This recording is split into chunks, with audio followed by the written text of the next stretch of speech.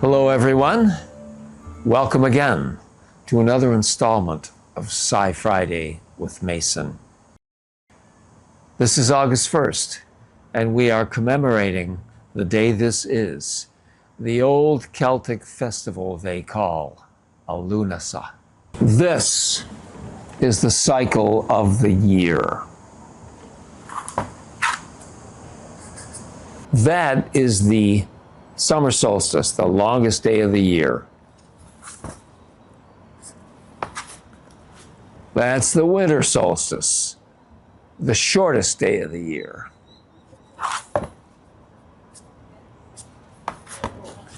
Those are the equinoxes, equal day and night. These are the cross-quarter points. They are the Celtic holidays. There's Halloween. There's May Eve. This is Imbolc, February 1st. Here we are. Lammas, Lúnasa, August 1st. These are the cross-quarter points.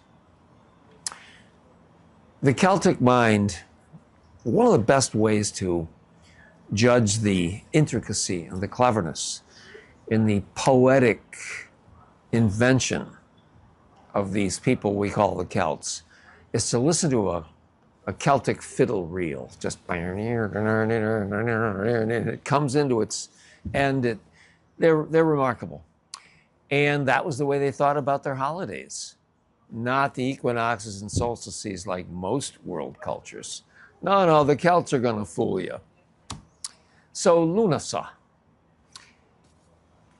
My old hero, Sir James George Fraser, the author of The Golden Bough, very original Scottish scholar, invented a field of cross-cultural mythology.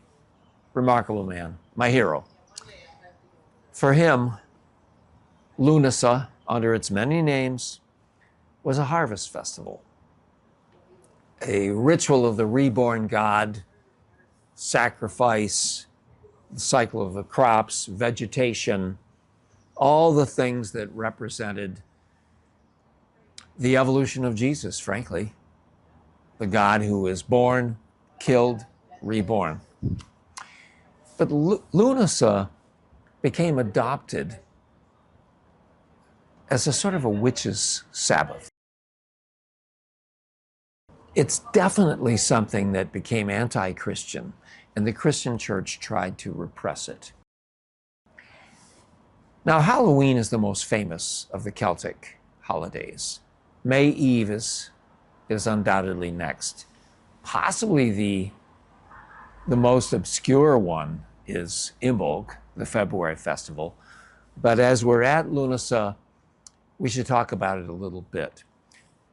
Now, there are a couple of theories for how this active, energetic harvest celebration got started.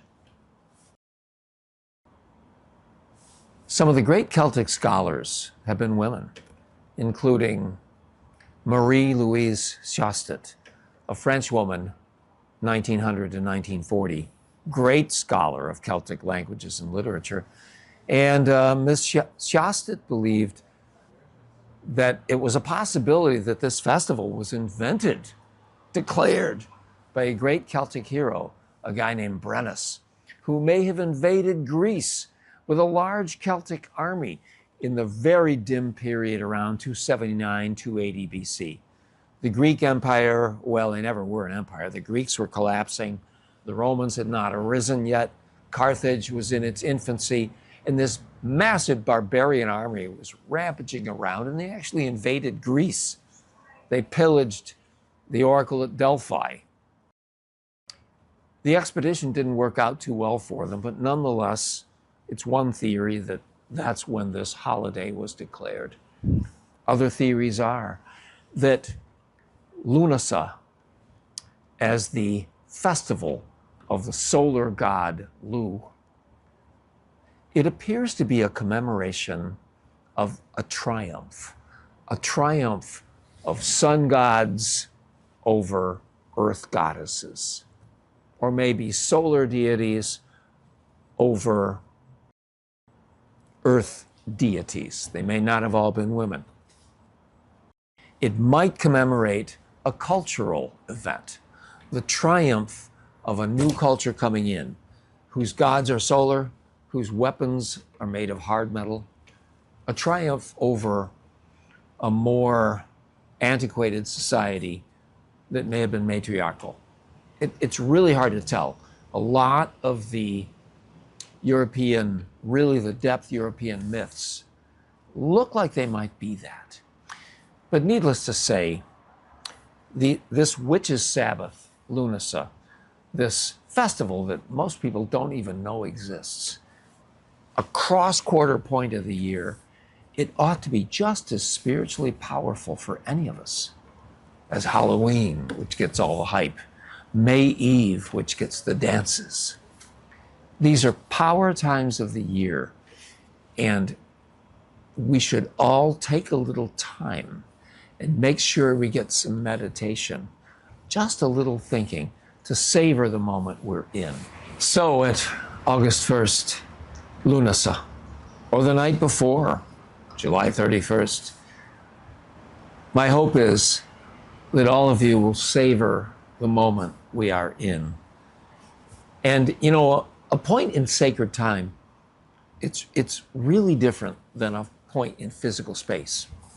Because if you want to visit a great cathedral, yeah, you may have to travel, but that building is there. Stonehenge, an ancient site, it's there. All you got to do is go there. It's very dependable. But when it's a sacred point in time like this, all you can do is wait.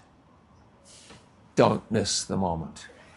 Thanks for joining me on Psi-Friday with Mason. We'll see you next week.